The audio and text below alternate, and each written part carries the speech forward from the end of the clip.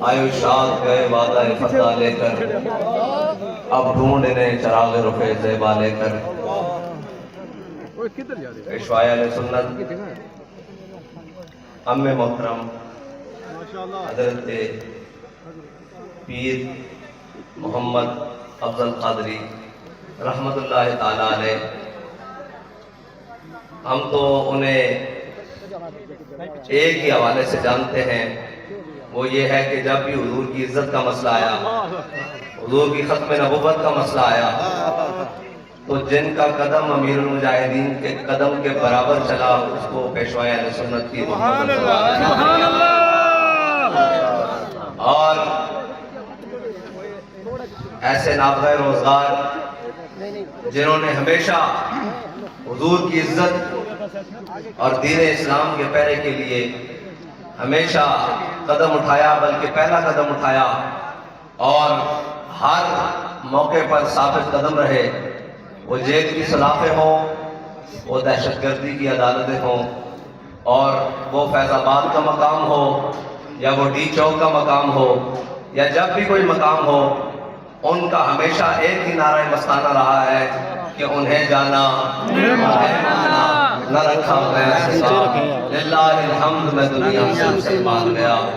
اور جس جہاں پیشانی کے ساتھ انہوں نے ہمیشہ اہل سنت کی خدمت کی اور اپنے نظریات اور اپنی سوچ کے ساتھ ہمیشہ میدان عمل میں رہے، اللہ تعالیٰ اپنی بارگاہ میں سے قبول و منظور فرمائے اور پیر صاحب کے درجات کو مزید بلند فرمائے، اور اس سلسلہ کو تا قیامت آباد و شاد رکھے، اور آپ کے جتنے بھی لوائقین ہیں انہیں صبر جمیل عطا فرمائے، اور آپ کے ہمیشہ فیضان کو تا صبح قیامت جاری و ساری فرمائے۔ صدیق اکبر رضی اللہ تعالیٰ عنہ نے جنگ یمامہ ختم ہوئی تو خالد بن ولید جب ان سے ملنے کے لیے آئے بڑی کامیابی کے ساتھ مسیلمہ کذاب کو جانو رسید کر کے، تو سیدنا خالد بن ولید رضی اللہ تعالیٰ عنہ نے جو فرمایا تھا آج یاد آتا ہے، انہوں نے کہا ماؤں کے لیے بڑا مشکل ہے خالد بن ولید جیسا بیٹا پیدا کرنا۔ آج میں کہتا ہوں کہ ماؤں کے لیے بڑا مشکل ہے اس دھرتی پر بھی کوئی پیر افضل قادری پیدا کرنا۔ میں نے اس کو جرت کا استعارہ پایا، آخری جو میری ان سے بات ہوئی ہے 5 روز پہلے، رات کو مجھے عثمان عزیز کا فون آیا، ان کے ایک سیکٹری صاحب کا فون آیا کہ کس صاحب بات کرنا چاہتے ہیں، تو جب آپ کے پاس فارغ ہو تو بتائیے گا۔ میں نے عشاء کی کافی دیر بعد فون کیا، میں نے کہا میں فارغ ہوں بات کریں گے۔ انہوں نے کہا سپریم کورٹ میں جا رہا ہوں اور آپ نے جو اذان دی تھی اس میں نماز کا وقت آ گیا ہے، میں جا رہا ہوں وہاں سپریم کورٹ، تو آپ سے مجھے مشورہ کرنا ہے کہ میں کیا کہوں آج آپ کو۔ تفصیل ہے، قانونی باتیں وہ میں یہاں نہیں کر سکتا۔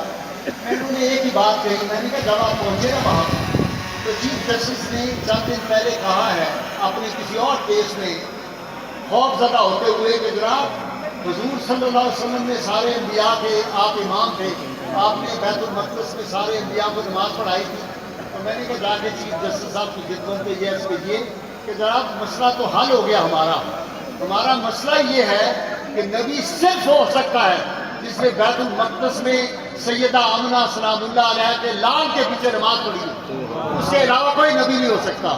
تو جس آدمی نے ملعون نے یہاں پہ دعویٰ کیا تھا وہ ثابت کر دے کہ اس نے نماز وہاں پر پڑھی تھی بیت المقدس میں۔ تو پیر صاحب کے ساتھ جو سب سے بڑا جلوس میں نے نکالا تھا 1999 میں، آپ کو یاد ہوگا، ایک پادری نے اعلان کیا کہ مسلمانوں کا کوئی تعلق نہیں حضور صلی اللہ علیہ وسلم کی ناموس سے، یہ تو مولویوں نے مسئلہ کھڑا کیا ہوا ہے۔ میں نے کہا دکھائیں گے۔ اللہ کے فضل سے کراچی سے پشاور تک لاکھوں لوگ لاہور کی سڑکوں پہ آئے، اور میں نے اور پیر افضل قادری اور دیگر علماء اور مشائخ میرے ساتھ تھے، ہم نے وہ جلوس لیڈ کیا۔ پہلا حصہ اسمبلی کے سامنے لاکھوں لوگ تھے اور دوسرا حصہ بھی داتا صاحب سے نکلا۔ تو پیر افضل قادری جب کبھی رسول اللہ صلی اللہ علیہ وسلم کی ناموس کا مسئلہ آیا ہے، میری نگاہیں اسی طرف اٹھتی تھی، اور آج میں سمجھتا ہوں کہ میرا بازو کٹ گیا۔ پیر صاحب کا جانا اس وقت اتنا بڑا سانحہ ہے، آپ لوگوں کو شاید اس کا اندازہ نہ ہو کہ ختم نبوت اور ناموس رسالت کے حوالے سے وہ جرت کا حوالیہ تھا۔ ایسا دوسرا آدمی عبدالستار خان نیازی کے بعد میں نے اپنی صفوں میں دوسرا آدمی جو تھا وہ پیر افضل قادری کے اپنی جرت دکھاتے ہیں، اتنا جلے، اتنا جری، اتنا بہادر، خوف تو ان کی جو تھی نا یہ چمڑا، اس کے اندر خوف نام کی کوئی چیز نہیں تھی. تو اس لیے پیر صاحب کھڑے ہوئے تھے ایک دن، تو میں نے کہا پیر افضل قادری یہی میں تقریر کرنے آیا تھا. میں نے کہا میں نے اور آپ نے نوجوانی، جوانی، لڑک پن سارا اکٹھے گزارا. ہم نے ہر دور میں تقدیس رسالت کے لیے وقت کی تیز ہواؤں سے بغاوت کی. یہ میں نے 1970 میں پڑھا تھا شعر، اب تو ہر کوئی پڑھتا ہے. ہم نے اس وقت پڑھا تھا جب ہم ختم وجود کی جنگ لڑ رہے تھے. ہم نے ہر دور میں تقدیس رسالت کے لیے وقت کی تیز ہواؤں سے بغاوت کی ہے، اور توڑ کر سلسلہ رسم سیاست کا فصول ایک فقط نام محمد کی.